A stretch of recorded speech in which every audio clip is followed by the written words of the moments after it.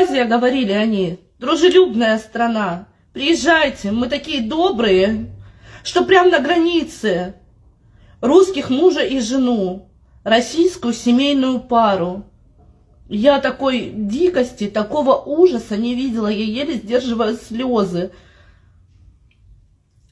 Я настоятельно рекомендую всем отменить бронь и воздержаться в этом году от поездок в Абхазию ради сохранения своей жизни и здоровья. Прикрепляю эту новость здесь. Это абхазский официальный источник. И говорят, что это дело рук главы Гагры. В комментариях пишут: так им и надо, это же русские, так им и надо. Пишут: добро пожаловать в Гагру, россияне. Настоятельно рекомендую. Я за каждого из вас искренне переживаю.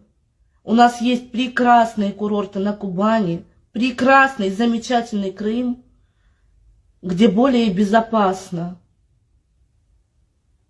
Берегите себя и ваших близких.